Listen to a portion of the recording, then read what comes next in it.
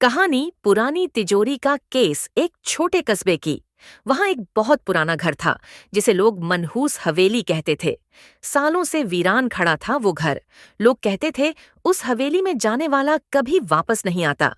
कुछ महीने पहले उस घर को रीना और उसका भाई समीर खरीद लेते हैं।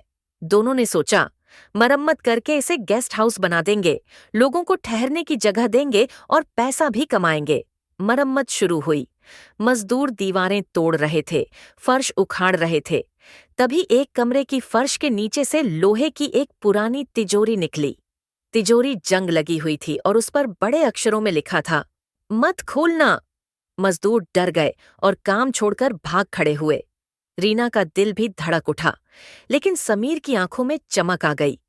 मतलब, इसमें कुछ कीमती होगा, हम इसे खोलेंगे, रीना बोली।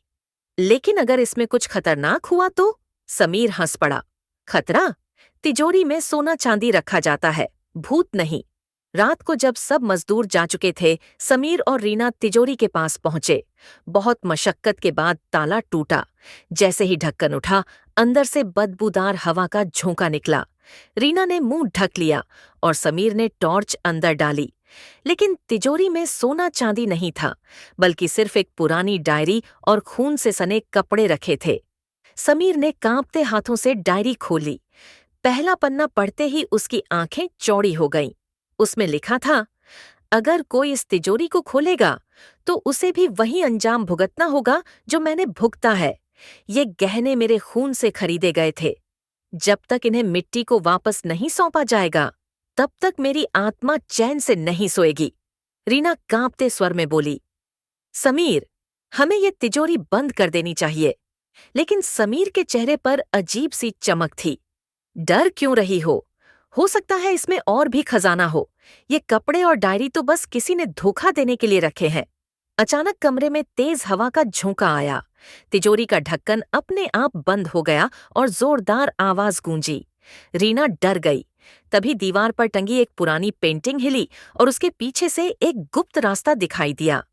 रीना ने डरते हुए कहा, ये रास्ता कहाँ जाता होगा? समीर मुस्कुराया, यही तो असली खजाना छुपाने की जगह है। दोनों टॉर्च लेकर उस रास्ते में घुसे। सुरंग तंग और लंबी थी। दीवारों पर खरोंचे और हाथों के निशान बने थे, जैसे किसी ने अंदर से बाहर निकलने की कोशिश की हो। रीना सिहर उठी। ये निशान इंसानी है। आखिरकार वे पहुंचे एक बड़े कमरे में। कमरे के बीचों बीच लोहे का पिंजरा रखा था। उसमें कुछ हड्डियां और सड़े गले कपड़े पड़े थे। रीना चीख पड़ी, हे भगवान, ये तो किसी इंसान की लाश है। समीर धीरे से बोला, शायद यही उस डायरी वाले इंसान की हड्डियां हैं। जैसे ही उसने पिंजरे को छुआ, कमरा हिलने लगा। दीवारों से अजीब फुसफुसाहटें आने लगीं। लालच, लालच ही विनाश है। तिजोरी को मिट्टी में दबाओ। रीना रोने लगी। समीर, हमें भागना चाहिए। लेकिन समीर पिंजरे को टटोलता रहा। तभी उसके हाथ एक छोटा सा सोने का लॉकेट आया।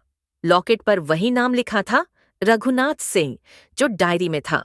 अचानक कमरे का दरवाजा बंद हो गया। दोनों फंस गए। रीना कांपते स्वर में बोली, देखा, मैंने कहा था ना, ये लालच हमें कहीं का नहीं छोड़ेगा। कमरा अंधेरे और धूल से भर गया। फुसफुसाहटें चीखों में बदल गईं। लालच छोड़ो, लालच छोड़ो। समीर कांप गया, लेकिन उसकी पकड़ अब भी लॉकेट पर थी। वो बुदबुदाया, इतना कीमती सोना, मैं इसे कैसे छोड़ दूं? रीना ने हिम्मत जुटाई। उसने लॉकेट समीर से छीन लिया और जमीन में गाड़ दिया। ऊपर मिट्टी डाल दी। क्षण भर में सब कुछ शांत हो गया।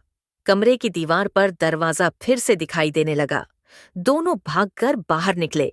जैसे ही वे हवेली से बाहर आए, दरवाजा अपने आप बंद हो गया। एक गहरा सन्नाटा छा गया, जैसे हवेली अब चैन पा चुकी हो। रीना ने समीर की ओर देखा और कहा, समझे, लालच हमें मौत तक ले जा सकता था। कुछ चीजें संभालने के लिए नहीं, मिट्टी को सौंपने के लिए होती हैं। समीर की आंखों में अब डर के साथ गहरा पछतावा था।